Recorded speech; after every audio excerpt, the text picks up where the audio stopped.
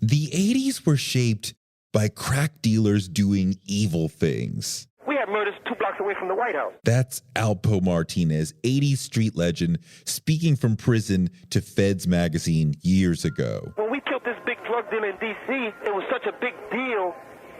That was such a big thing. This female started running her mouth about a situation that she didn't really know nothing about, and my man got so upset at that he just said, you know what, she got to go. She talking too much. But they were a major influence on hip-hop because in America, we love gangsters. There's something quintessentially American about the glorification of the gangster. My name is Nelson George, and I was the executive producer of American Gangster on BET. There's something about us as a nation that we have our official values, and then we have our real values. Our official values include chastising drug dealers, but our real values include lionizing the... We know they're evil. We know they're hurting the community. We know they're murdering people and ruining lives. But at the same time, many of us are in awe of their outlaw status, their success at evading the law, their propensity for violence, their power in the shadowy underworld. The leaders of the underworld have had a huge impact on hip-hop and on Black America. It turned our world upside down. That's the man himself, Ice Cube. When I had the license really to be able to write the kind of songs that I wanted to write like this, then I went for it, and it was Dopeman was one of the first ones because I just saw the whole record, from start to finish. This is Being Black, the 80s. I'm Torre, and this is a look at an epic decade through the lens of some of the great songs of the era. Not necessarily the best songs, but the songs that speak best to the issues that shaped the 80s. This time, we're diving into NWA's Dopeman and the drug dealer's influence on Black America in the 80s.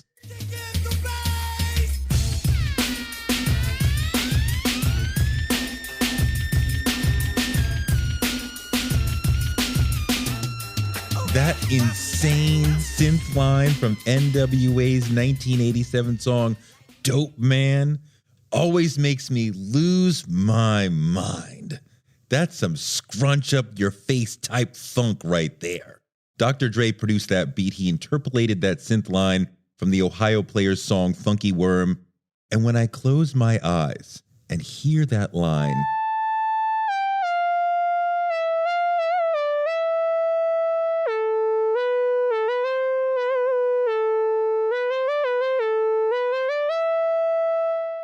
I see that line curving in the air like the letter S, like smoke wafting up and out from a crack pipe. And the beat,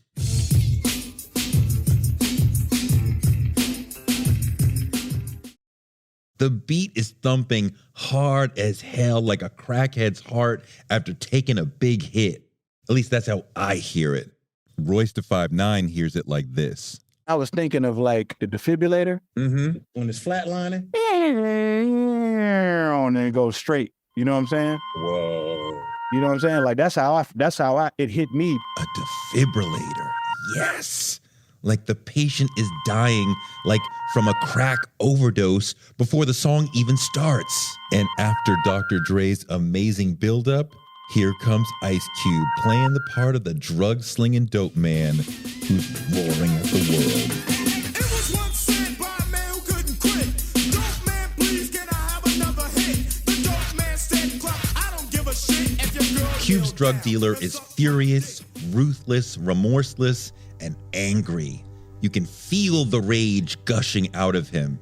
The sort of rage that seems common in crack dealers and makes people afraid of them. One of the things that comes through in that record is the anger that the dope man feels. Here's Ice Cube again. I'm really, kind of explaining how I go down, but also releasing the frustration I have with that lifestyle ultimately because I've seen it, tear down family members.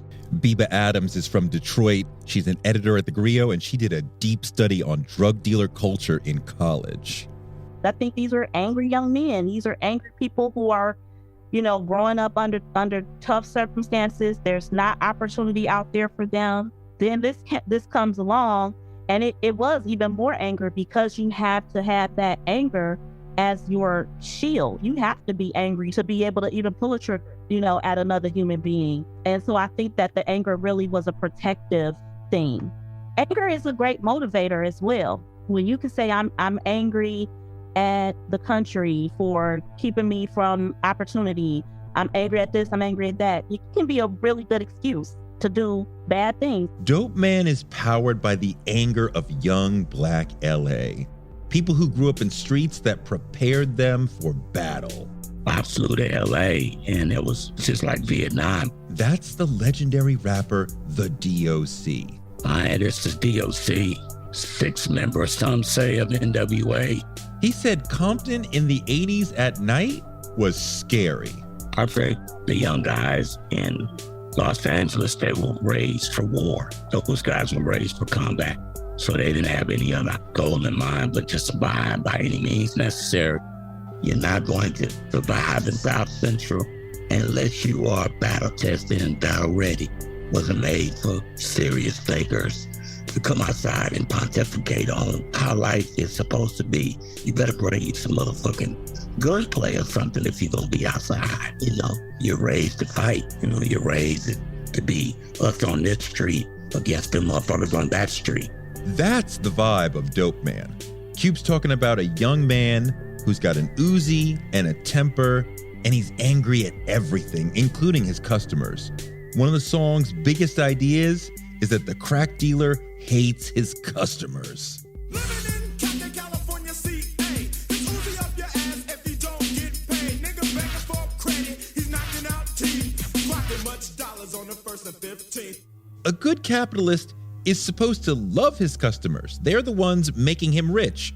But crack dealers had a whole different relationship with the fiends. So that attitude, as far as if you're not going to care about yourself, I'm damn sure not going to care about you. So that also permeated within, the atmosphere of drug dealers. That's my man Samson. My name is Samson Styles. So you was looked down upon if you use drugs. Even though I'm making money from you, you still look down upon from using it. Samson was in the streets for years. I grew up in the streets. Once the crack game came into existence, I got heavy into that. I went from selling crack to robbing crack dealers, going back to selling crack again. I hustled in North Carolina, Virginia, Ohio. People that's from the streets, they know me. I did 7 years in prison. I've been shot 5 times. Everything that the street had to offer, I participated.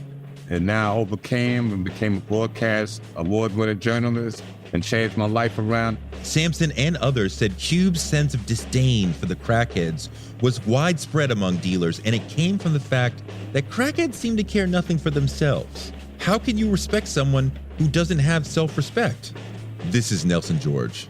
The crackhead was looked down upon and vilified and made fun of. It was a very derogatory way of viewing the customer. In theory, the coke user was someone who had money and was more refined. There's a big difference between a coke dealer from the 70s and a crack dealer. I can speak to this because my father sold cocaine for a long time in Harlem. He used to say his clientele were the kings and queens and heads of state. And that is, cocaine was an expensive drug to use, whereas crack, okay, so if coke is like a fine sirloin steak, crack is McDonald's. So the relationship with the customer is that of a mass market product. Get him in, get him out. In the 80s, the economic structure of Black America led to a handful of crack dealers, most of them young men, holding a massive percentage of the wealth in the community.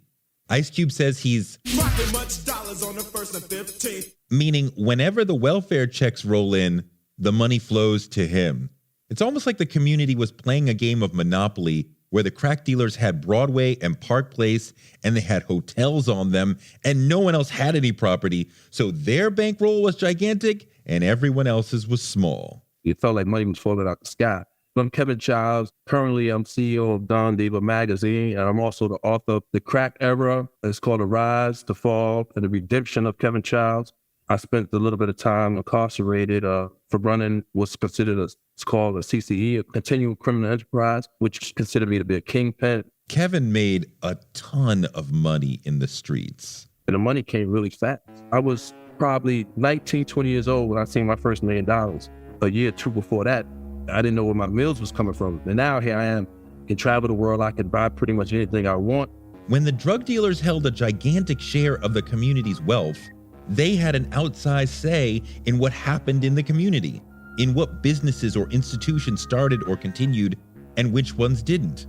For example, the entire existence of NWA flows out of Eazy-E making money in the drug game and investing it into the launch of NWA and his label, Ruthless Records. The story goes that it was all Eazy's money, and that's pretty much the truth. And Eazy got his money by any means necessary. I asked Cube if Eazy having his own money from the street gave them the freedom to say whatever. Part of what powered NWA was y'all were standing on Eazy's money that he had made on the street. So you could say whatever you want. He was a dope man. At the end of the day, I seen him put rocks in his Sherwin Vega. We had a shot of that in the movie a little bit. He would put that stuff in his speakers, pull it out, serve, do his thing. And so we didn't care where the money came from. It was like, we had studio time, let's go. And we can do anything we want to do. We can say anything we want to say. He was like, yep, go for it. And it was the freedom that we needed to make a record like Dopeman.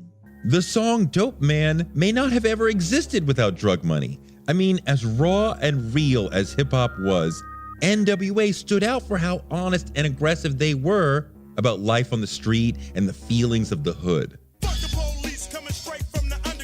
They probably would have scared a lot of labels away, or at least had labels rejecting their most honest, raw stuff.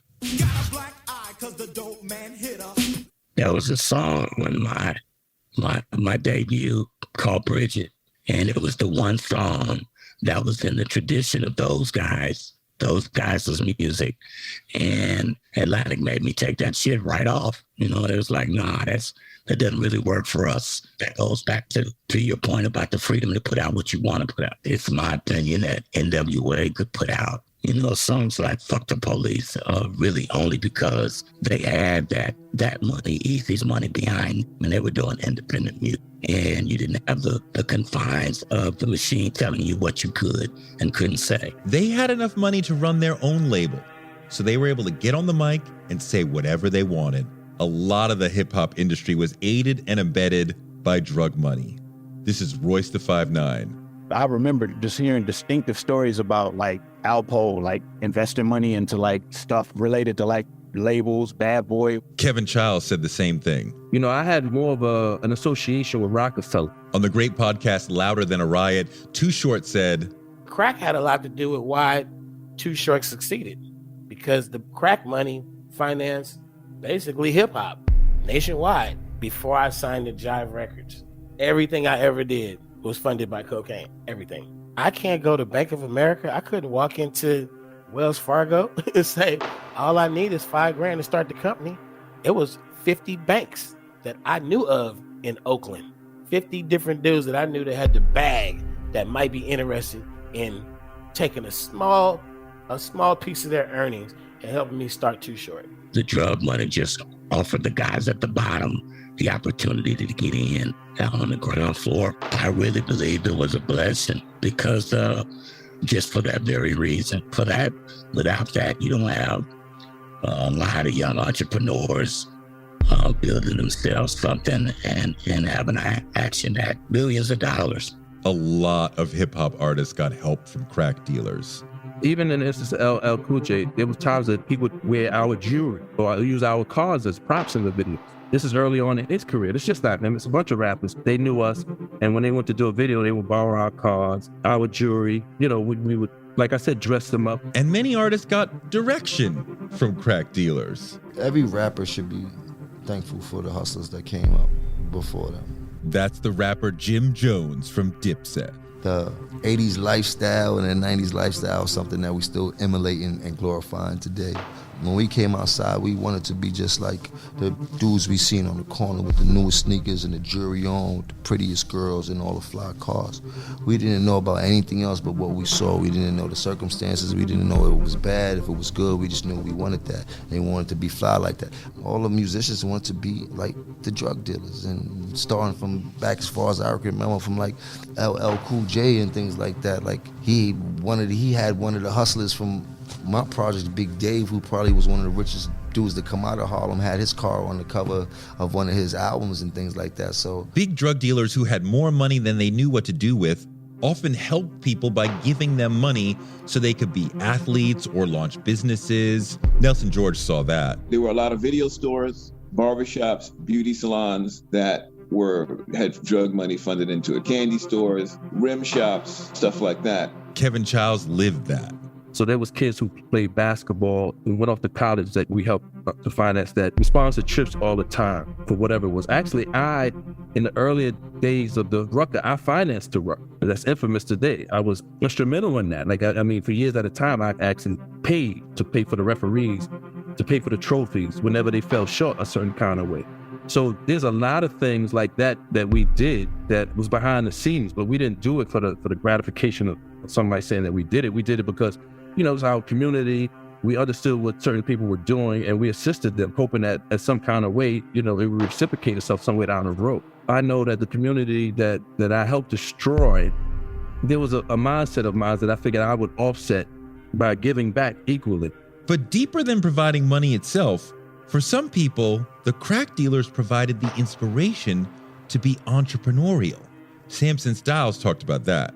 We were always taught coming up then to be your own boss. Even if you was working for someone temporarily, the big dream is to get your own connect, to get your own product, to have your own workers, to have your own block, to have your own stuff going on.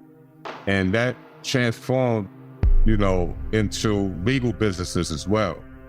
And a lot of the drug dealers back then, you'll see them with a cab stand or a grocery store or a pool hall, bar. And this kind of inspired, you know, the youth coming up. They wanted their own stuff. Even if they didn't want the drugs, they may have wanted their bar. They wanted to have a pool hall. They wanted to have a cab stand. So it kind of pushed that entrepreneur spirit. Before that, I remember coming up and with my mother basically saying, you know, go to school so you could get a good job. It was basically go to school so you could get a good job and work for someone and kind of be miserable. I see my father miserable working for someone. The government, and he was a dental technician, and he always was angry. So I think the drug dealers of the 80s, they definitely impacted the entrepreneurial spirit that exists within the Black community today.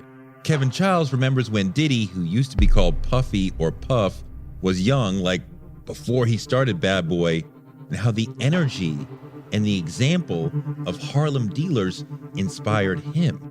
Puff, at the time when he was just starting, he would hang out in Harlem quite a bit, you know, so he basically garnered a certain degree of credibility for hanging with the guys uptown, you know, and seeing almost what we were doing in the street as far as marketing our products. He sort of took that concept and, you know, just used it in the music business. A lot of hip hop's entrepreneurial spirit flows from the example of the crack dealer. But, you know, the people like the Jay-Z's and the Dame Dashes and, you know, the Master P's, the Too Shorts, they all were inspired by the crack epidemic. To say nothing of how hip hop went from rappers in the mid-'80s saying, I see drug dealers, to rappers in the late 80s and 90s saying, I am a drug dealer, or I was a drug dealer.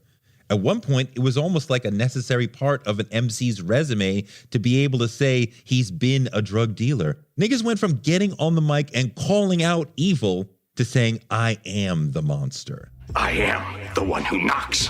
I don't think hip-hop culture... That's Biba Adams. I don't think the hip-hop generation, I don't think the hip-hop industry as an economic industry and a huge driver of Black economic success, which doesn't get its props for, I don't think it would exist without the crack epidemic. I know 100%. I knew a drug dealer that was a woman. Her name was Pig. I remember that was her nickname, and she had a Mustang 5.0. You had to have a 5.0, especially here in Detroit. And, you know, seeing her with big knots, it didn't make me want to sell drugs, But there was something about her that I admired. I admired that she was fresh. I admired that her hair was done. I admired that she had a nice car, and she had all this swag, and that she was doing her own thing.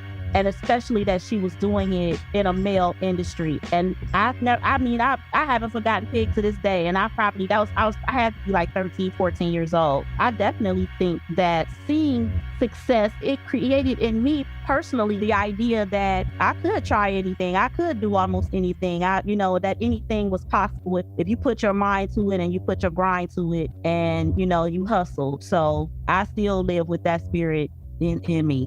Now, a word from our sponsors. I'm Torre. Join us for crazy true stories about stars who I really hung out with, like Snoop, Jay-Z, Prince, Kanye, and the time I got kidnapped by Suge Knight. Don't miss my animated series, Star Stories with Torre, from the Griot Black Podcast Network.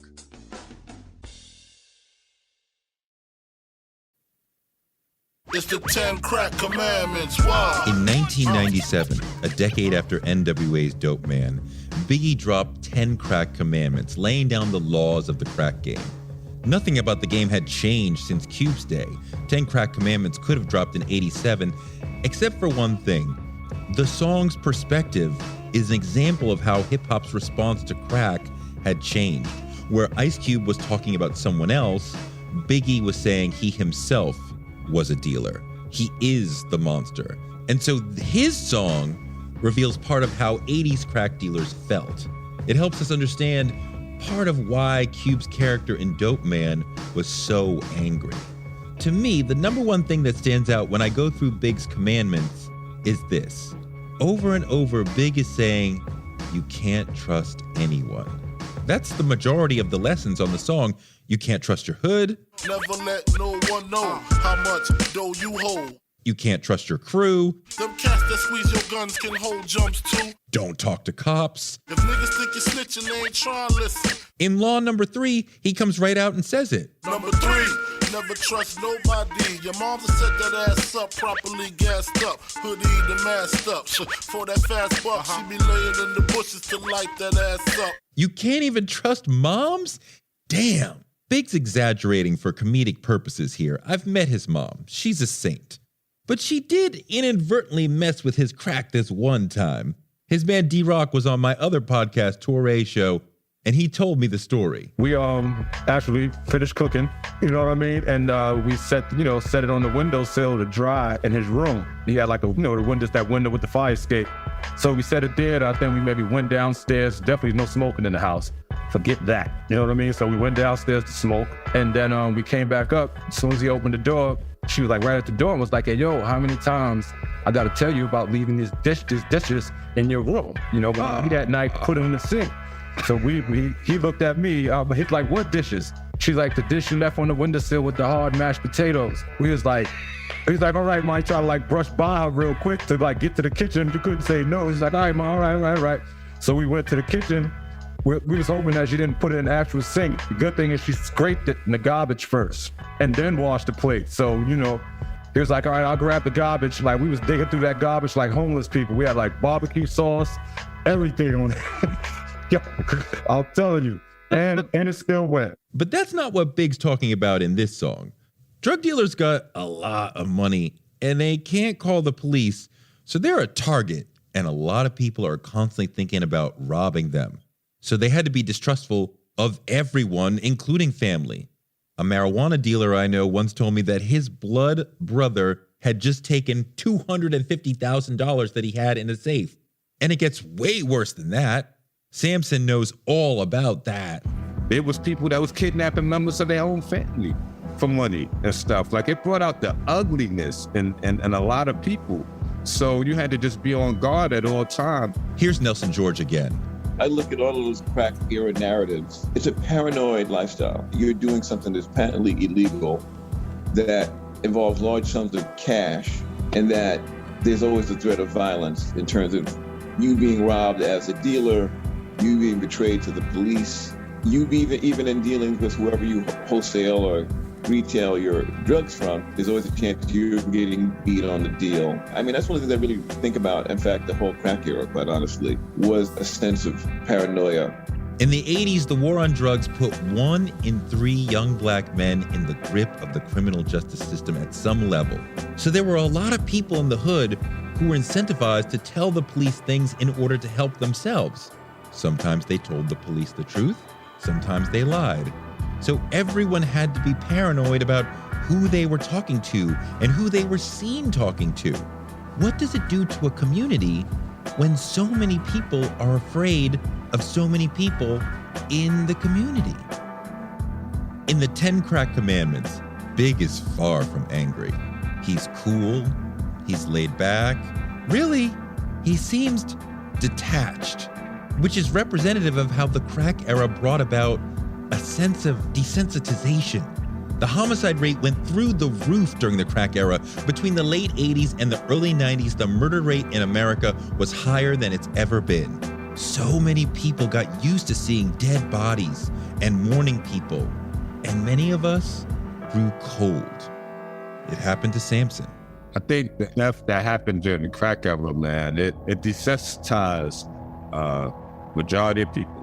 Majority of people coming up at that time, they know someone or witness someone getting killed, getting murdered. I could count over 100 people that I know personally that passed away, that got murdered, you know, and I can't count how many I've seen with my own eyes. Happened to Kevin Childs. You know, you could be in a barbershop and somebody could have lost their life, and it's just literally barbershop conversation. This is a casual conversation. You can know someone who was sentenced to 20, 30 years, and it just rolls off your mouth like, hey, you know, so-and-so just got 30 years. It's just we just normalized a certain behavior. I think a lot of us live with a lot of trauma, unresolved trauma. The trauma caused by the widespread murder and the ubiquitous fear of murder led to a lot of people becoming very unemotional. You couldn't be like no soft, smiling, happy-go-lucky drug dealer. You just couldn't, right? You had to suppress that. You know, if something made you laugh, you couldn't laugh in public, really. You know, you had to just like, and hold the rest of that in, you know, because people would look at you as that's a weakness. Your favorite song would come on in the club and you couldn't dance, really. You just bop your head and you know, because you got your jury on, you don't want nobody to try you. You got business in the streets going on. You got women that you see that you don't want them to think that they could try to set you up to get robbed because they have to know that there's severe consequences. So it robbed you of your soul, and then it created this image that really, it was a false image because people held that they contained their true feeling, right? So, you know, being hardened at that time, that's what was also glorified. You know, not laughing or, oh, he's serious.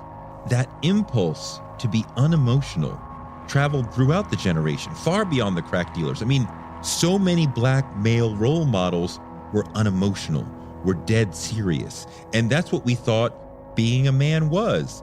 And that stunted the emotional development of a whole generation of black men. It happened to me. It happened to Royce the 5'9".